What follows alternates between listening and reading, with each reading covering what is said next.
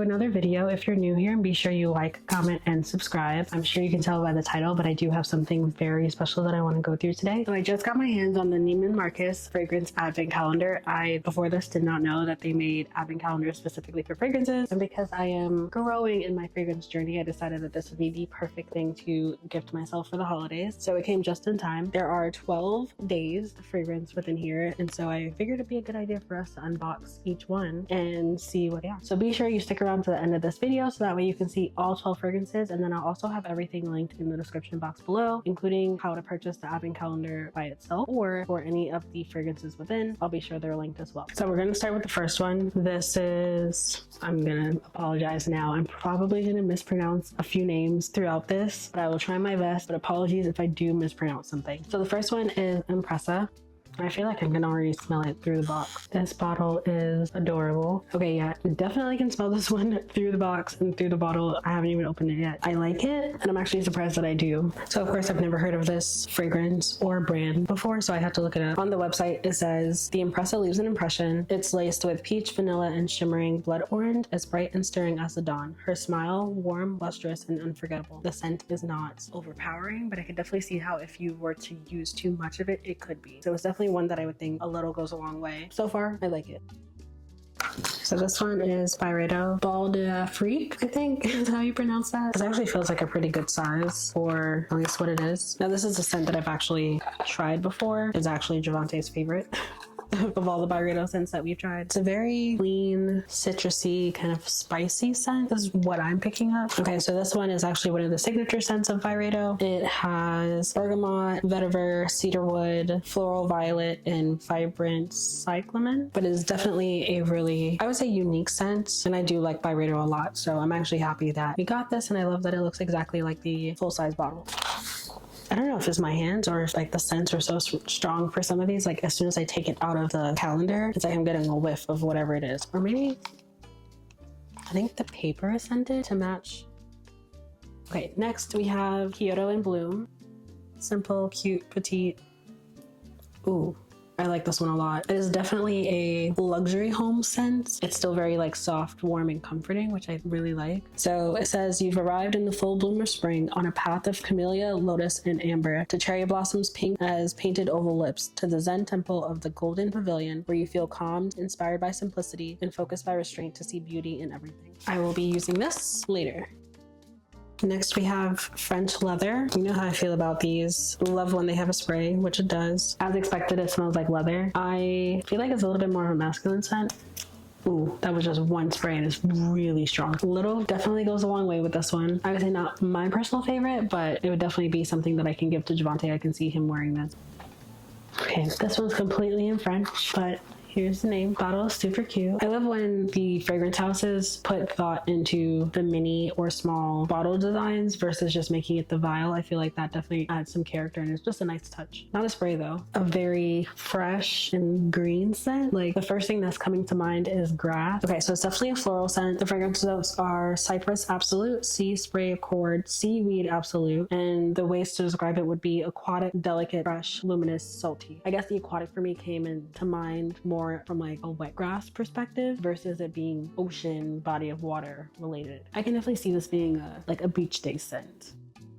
So this is what I'm actually really excited for. It's a Kilian fragrance. As much as I love Rihanna, and we know that one of the Kilian scents was or is her signature scent, I've never tried any of them, and I'm Navy. But this one is Good Girl Gone Bad. It's one of those fragrance notes that I'm not fond of. It has like a weird after or lingering like smell to it. I just don't like when it's too strong or like that's the only thing that I'm picking up, and right now it feels like that's the only thing I'm picking up. It is overall floral though. It has rose, tuberose, orange blossom, gardenia, and osmanthus. Reading the descriptions for fragrances is always very interesting to me because they tell such a great story that once you read the story and then you start to align the story with the fragrance, it kind of ties everything all together. So that's the fun part about trying these fragrances and getting advent calendars or discovery sets like this. My initial reaction is meh, didn't completely write it off yet, but definitely need to test this out.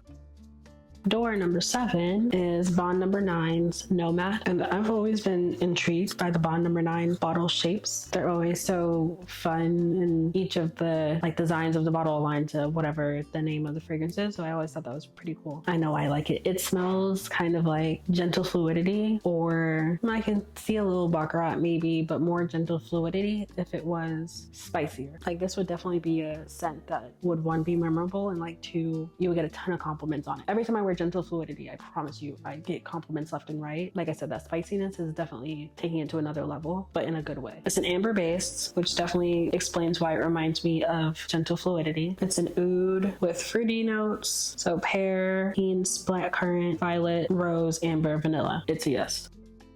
Next up, we have Hibiscus Mahajad. I think I said that correctly. So that's what it looks like. This one's giving sophisticated baddie. If you wanted a scent that made a statement, but it was more like a commanding your presence kind of statement, but subtly, like you're not doing too much, but just enough to know that you're going to get the attention, this would be that fragrance. It's very sweet. Another word that's coming to mind is juicy, so I could see this being good for a date night. Inspired by hibiscus tea, features a floral scent of hibiscus and rose with vanilla, leather, and musk. That definitely makes sense. I think the leather and musk is probably what's carrying it into the statement part that I was talking about. So it's like very sexy and refined, but then very like sweet and feminine. So it's kind of like bringing those two worlds together, which I like. I only got a couple more left, and I feel like right now I smell like a fragrance counter at Neiman Marcus, and not in a bad way, but it's definitely like all the scents are kind of just like blending together. All right, we are already at the 9th one. Let me do this quickly. Okay, this is Aqua de Parma. I believe this is a lotion. This reminds me of something. I feel like it reminds me of a hand lotion I used to use when I was younger, but it was definitely something that I got from my mom, and I know she got it from like a department store, so it was probably one of the luxury brands, or maybe it was the same one. I don't know. This smells good. But I do like this lotion. It's definitely not one that just like sits on top of your hand and leaves like a greasy residue or anything. It rubs in really well. Wow. Okay, so now that I can smell it, I definitely get orange or lemon. There's definitely citrusy notes, and then there's a floral. Okay, so this one's Colonia. The top notes, I was right. The top notes are lemon, sweet orange, and Calabrian bergamot. The heart notes are lavender, Bulgarian rose, verbena, and rosemary. And the base notes are vetiver, sandalwood, and patchouli. So I was definitely picking up on the lemon and sweet orange immediately. I was picking up on the lavender and verbena, which is why I kept like going back trying to figure out what that was. The rosemary is interesting though. I can definitely get it though. And then the sandalwood I think is definitely prominent as the base. I put like a small dot on my hand, and a little definitely goes a long way with this lotion for sure.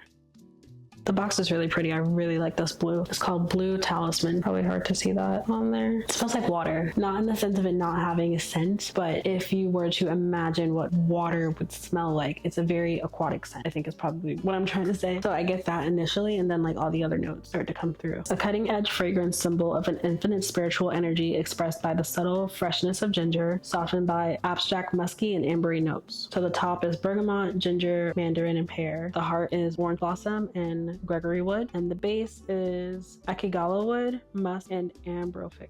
I'm definitely giving this one to Javante because I feel like I would like to smell this on him, and I know I'm not the only one that does that, but sometimes you just know what scents will be good for your significant other. Selfishly so sometimes. Like I do buy fragrances that I think he will like, of course, but then also I know I would enjoy smelling when I'm around him. Ladies, take notes. This one's Anidio Oud for Greatness Neo. I will say I do like ouds, so if this is in that family, I feel like I'll like it. So, decent sized bottle. Oh, I like this one. Oh my god. There's something about ouds that just, it's like it's warm, inviting, sultry, sophisticated. It's just like the perfect date night, going out, nighttime scent. I personally wouldn't wear oud during the day just because it can be strong, but nighttime, especially now that it's winter, I feel like because it gives off a warmer energy. Okay, the main notes are natural oud wood, agar wood oil, lavender, saffron, patchouli, and musk. And I also have, I think there's a hint of nutmeg in there, which is giving it its spiciness. I like this one a lot. As much as it is spicy, I think sometimes spicy scents tend to lean masculine sometimes, but this one is definitely unisex because not too strong where it could come across like it could be cologne, but then it's just enough where it's not too like floral sweet or anything like that, even with the lavender in there. I like. And just like that, we've officially hit the last door on the advent calendar. Number 12. This one's heavy. Like, it has some weight to it. But this is Mind Games French Defense. I have never heard of this brand either, but I'm very intrigued based on just the weight of it. Like, it's the heaviest fragrance I've ever tried. Box does say that it's black cherry amber. Very sleek packaging. It has the name of the brand engraved right here. I also like that it kind of looks like lipstick, but it's not. Okay, I immediately get the cherry. Immediately get the cherry, but not in a bad way. It doesn't smell like that artificial cherry smell, like medicinal. It doesn't smell like that. I can see how if you put on too much, it could come across a little medicinal, especially as the amber starts to come forward. But I feel like this would be a nice scent to layer with. So like, you definitely would need something else, personally. Or maybe not. I can definitely see it being a date night scent. But again, please do not bathe in this. Then you will smell like Robitussin. The top is cherry, violet leaves, and chamomile. The middle is geranium, Madagascar, rose absolute, and mimosa. The dry down is amber, cedarwood, and blondewood. Majority of what I'm getting is the cherry and the amber. I think those are like so prominent that it's hard to pick up on the other notes. So intrigued, a little on the fence about it, because again, I don't want to smell like medicine, but I think this would be an interesting one to try. And again, I just love the packaging. This is really, really good. And we have officially unboxed all 12 days within the advent calendar. I will say that these were very niche fragrances. Again, not brands that you would typically hear or see unless you frequent the fragrance counters at the stores. But it was definitely really cool to see like different fragrances, different brands. Again, I love stuff like this because it gives me a chance to explore more outside of what people typically talk about or the brands that we all know. It's a chance to explore something new and different. It really is a good way for you to expand into a different realm within luxury fragrances. So highly recommend the Neiman Marcus fragrance advent calendar, especially if you are starting out your fragrance journey and you want to explore more luxury brands. Thank you for spending time with me and going through this advent calendar with me for the holidays. If you enjoyed our time together, be sure you like, comment, and subscribe. Let me know if there's any fragrances in here that piqued your interest that you want to learn more about. I'm happy to do like single review videos on any of them, or if there's a fragrance that you know from any of the brands that were included in the advent calendar, let me know as well. I'm definitely interested in learning more about them. I'm going to be doing more research now, especially as I do wear tests on all of these. Definitely some comments below. Let's chat about these fragrances. But thanks for spending time with me, and I'll see you in the next video.